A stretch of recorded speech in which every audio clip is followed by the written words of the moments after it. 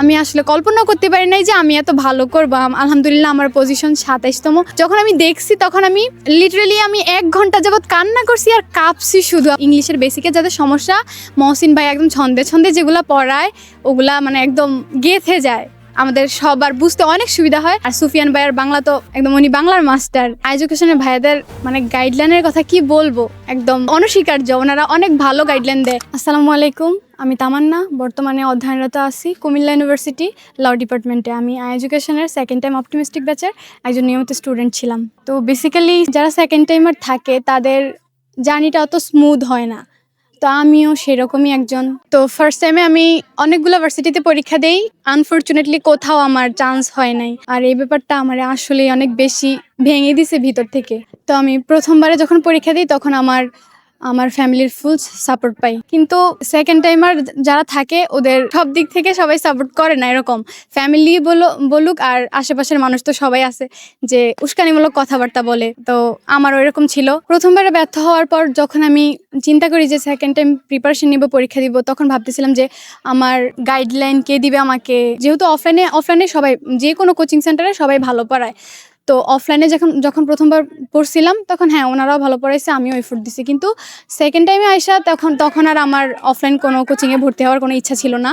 পরে আমি শুনি যে আমার বেস্ট ফ্রেন্ড ও নাকি এডুকেশনে ভর্তি হয়েছে সেকেন্ড টাইম অপটিমিস্টিক ব্যাচে। আমি আরও এডুকেশনের নাম শুনছি এইচএসসির প্রথম থেকে, কারণ ইউটিউবে যখন আমি ক্লাস করতে যেতাম তখন দেখতাম যে মহসিন ভাইয়া ইংলিশ ক্লাস, যে কোনো ক্লাস সার্চ করলে দেখতাম যে মহসিন ভাইয়ের ক্লাস আসতো। তো আমি তখন 2-1টা ক্লাস করতে করতে দেখতাম যে না, ভাইয়ার ক্লাস ভালো লাগে, আমি অনেক আগাইতে পারতাম। ভাইয়া ছন্দে ছন্দে ক্লাস করাইতো, তো তখন আমি ভাইয়ার ক্লাস ভালো লাগতো, আমি করতাম। তারপর যখন আমার বেস্ট ফ্রেন্ড বললো যে ও এডুকেশনে ভর্তি হয়েছে, তো আমি উইদাউট এনি হেজিটেশন আমি সাথে সাথে ইনস্ট্যান্ট আমি এডুকেশন পেজে মেসেজ দিই, ভাইয়ের সাথে কথা বলে তারপর ভর্তি হয়ে যাই। ভর্তি হয়ে তারপর নেক্সট ডে থেকে ক্লাস শুরু করি। তো আমার মোটামুটি সব সাবজেক্টের প্রিপারেশনই আলহামদুলিল্লাহ ভালো ছিল, কিন্তু ওই যে গাইডলাইনটা দরকার ওইটা তেমন পাইতেছিলাম না সেকেন্ড টাইমে। তো যে এডুকেশনে যখন ভর্তি হয়েছি, এডুকেশনের ভাইয়াদের মানে গাইডলাইনের কথা কি বলবো, একদম অনস্বীকার্য। ওনারা অনেক ভালো গাইডলাইন দেয়, যেটা আমাদের সেকেন্ড টাইমারদের সবচেয়ে বেশি দরকার। কারণ আমাদের পড়া প্রচুর থাকে, কিন্তু আমরা গাইডলাইনটা পাই না ঠিকমতো, মেন্টর পাই না ঠিকমতো। শেষ পর্যন্ত যে ধৈর্য ধরে থাকা লাগে, আমরা ওই ধৈর্যটা আসলে সবাই ধরে রাখতে পারি না।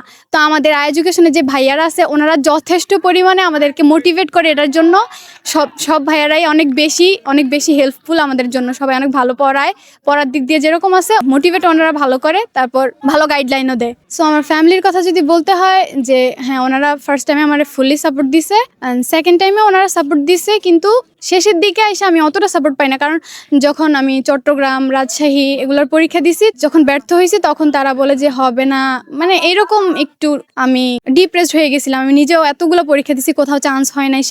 সেকেন্ড টাইমে আমার শেষ ভরসা লাস্ট একটা হচ্ছে কুমিল্লা ইউনিভার্সিটি আর হচ্ছে গুচ্ছ।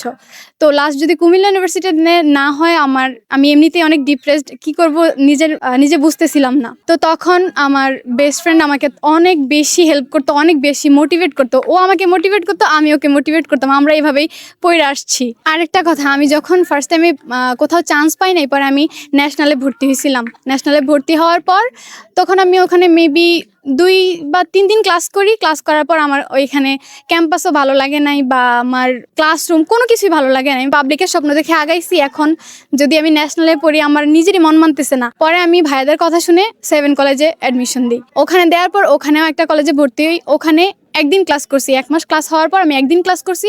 ওখানে গিয়ে আমার তো কান্না অবস্থা পুরো। আমি আমার বেস্ট ফ্রেন্ডের কল দিই, ও বলে যে তুই বাসায় আয়, আমরা একসাথে পড়া শুরু করি। পরে আবার পড়া শুরু করছি। তারপর কুমিল্লা ইউনিভার্সিটির পরীক্ষা হলো, আমি কুমিল্লা ইউনিভার্সিটিতে পরীক্ষা দিলাম। যখন রেজাল্ট দিল, আমি আসলে কল্পনা করতে পারি নাই যে আমি এত ভালো করবো। আলহামদুলিল্লাহ আমার পজিশন 27তম। যখন আমি দেখছি তখন আমি লিটারালি 1 ঘন্টা যাবত কান্না করছি আর কাঁপছি শুধু। আমার আন্টি আমার ধরে রাখছে, আমার আপুরা ছিল। তো সবাই আমাকে সবাই এটা শুনে অনেক খুশি হয়েছে। আমার বাসায় ছিলাম না, আমি আমার আন্টির বাসায় ছিলাম। তো তখন ওনারা সবাই অনেক বেশি খুশি হয়েছে। আমার কান্না দেখে ওনারাও কান্না করে দিচ্ছে। ভাইয়াদের পড়া নিয়ে যদি বলতে চাই, মহসিন ভাইয়া আমাদের যাদের বেসিকে সমস্যা, ইংলিশের বেসিকে যাদের সমস্যা, মহসিন ভাইয়া একদম ছন্দে ছন্দে যেগুলো পড়ায় ওগুলা মানে একদম গেঁথে যায়, আমাদের সবার বুঝতে অনেক সুবিধা হয়। ভাইয়া অনেক ভালো পড়ায়। আর সুফিয়ান ভাইয়ার বাংলা তো একদম, উনি বাংলার মাস্টার, উনি বাংলা লিখে লিখে পড়ায়। সব সব ভাইয়ারাই ওইদিকে অনেক ভালো। এডুকেশনের সব ভাইয়ারাই আমাদেরকে অনেক বেশি হেল্প করছে। আমরা তাদের কাছে কৃতজ্ঞ আসলে। স্পেশালি আমি অনেক কৃতজ্ঞ, কারণ আমি ফার্স্ট টাইমে অনেক কষ্ট করে আসার পর চান্স যখন হয় নাই, তখন সেকেন্ড টাইমে এত ভালো এডুকেশন প্ল্যাটফর্মে ভর্তি হওয়ার পর যখন দেখছি এত ভালো সার্ভিস দেয়, আমি প্রথমে বিশ্বাস করতাম না যে কিভাবে মানে এত সুন্দর সার্ভিস দেয় অনলাইন প্ল্যাটফর্ম। আমি আগে ভাবতাম যে হ্যাঁ হয়তো অফলাইনে অনেক ভালো পড়ায়, ওদিকে প্র্যাকটিক্যাল, যেহেতু পড়ালেখা প্র্যাকটিক্যাল হয়, তো হয়তো বেশি ওইদিকে ভালো পড়াবে বা এরকম। কিন্তু আমি এডুকেশনে ভর্তি হওয়ার পর বুঝতে পারছি আসলে যে না, অনলাইনও ভালো পড়ায়। অ্যান্ড আমাদের এডুকেশন আসলেই বেস্ট। আমার যারা অনুজ আছো, তো তোমাদেরকে বলবো যে তোমরা নিশ্চিন্তে এডুকেশনকে বাছাই করে নিতে পারো, কোনো সমস্যা নেই, কোনো হেজিটেশন ছাড়াই তোমরা এখানে আসতে পারো। তোমরাও আমাদের মতো একদিন তোমাদের গল্প এভাবে শেয়ার করবা, তখন আমরা তোমাদেরকে দেখবো। আর যদি তোমাদের মনে কোনো সংকোচ থাকে, তাহলে তোমরা এডুকেশন তো ফ্রি, অনেক ক্লাস করায়, তোমরাও তাদের ফ্রি ক্লাস করতে পারো। তারপর ভাইয়াদের সাথে কথা বলে তারপর তোমরা ভর্তি হতে পারো। তোমাদের সবার জন্য শুভকামনা রইলো। নেক্সট পাবলিকান তুমি হচ্ছ।